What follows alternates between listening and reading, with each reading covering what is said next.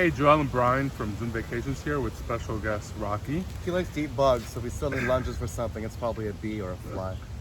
Protein, good protein. Good protein. Anyway, so we're here talking about your summer trip To the national parks, and today we're which is talking about Arches National Park. Arches, yeah. Where's Arches National Arches Park? is about 4 hours south of Salt Lake City. So you'd fly into Salt Lake City if you're gonna fly. So, because of the name, I assume that there's some arches involved. Beautiful, like there's over 1,000 sandstone arches through Arches National Park.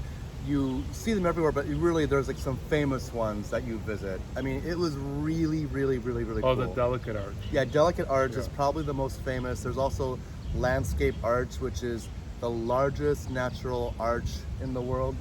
Really?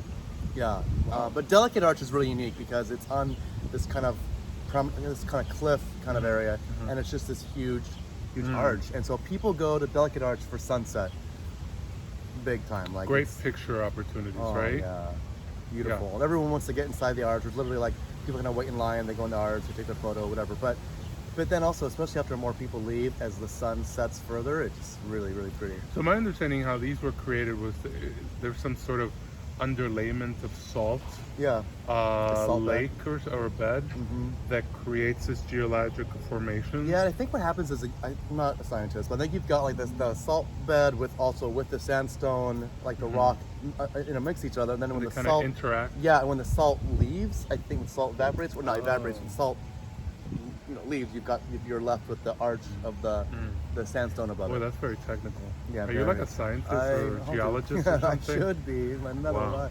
No, I think that's, yeah. So how do you get there? You drive From? 4 hours from Salt Lake City.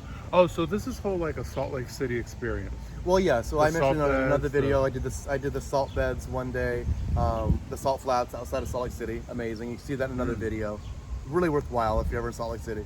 And then driving 4 hours south to Arches. There's so many things near Arches too. Bryce Canyon is then 4 hours from Arches, and Zion is also about 4 hours from Arches. Kind of makes like a triangle. And then Capitol Reef is right there.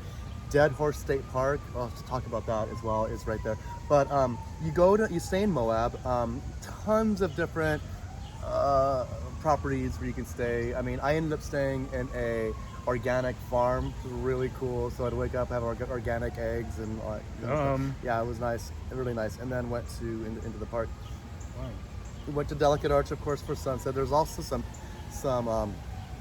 petroglyphs, which is Native American drawings on a stone wall right outside of the Delicate Arch area. One tip though at Delicate Arch: bring a flashlight if you're going to go for sunset, or just make sure you leave with enough time before it gets dark. Because when we were there, my friend really could not stop taking photos, which I was just like, hey, we're here for it, go ahead.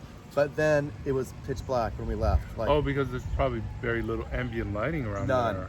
None. So Yeah. we left, and we had a little our little phone flashlights that we were using to find, and then it is so easy there to get off trail, and we did, and we're like, oh my gosh. Luckily, there were some other people who had left Delicate Arch as well, and there was a little group of them. So all of us, there's about 10 of us walking out of Delicate Arch back to the parking lot. And even so, all 10 of us kind of got lost for a moment. So, yeah. I'm glad you had each other. Me too. So in addition to Delicate Arch and the other arches that are there, there's also these huge rock formations, kind of like what you would see in Monument Valley, if you're familiar with that, or a Garden of watch out your cup, or a Garden of or a garden. Sorry, garden of. We have another. I thought he was gonna go for that. We have another guest, a bee.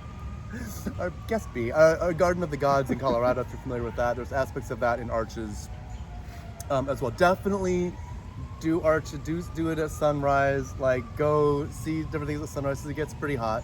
You also have less people.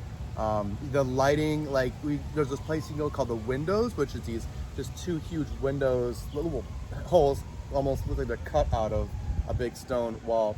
And then there's other windows in front of them, like in different areas of Arches. Technically, they're also arches, right? I guess technically they're also, they would call them arches, yeah. But at sunrise, that's really neat. 'Cause you watch the sunrise through there. I kind of did a fun photo where I'm like holding the sun Oh yeah. through one of those arches. It was really neat. I was also doing yoga all over the place through these trips. Like my tree pose was like very strong by the end of this trip.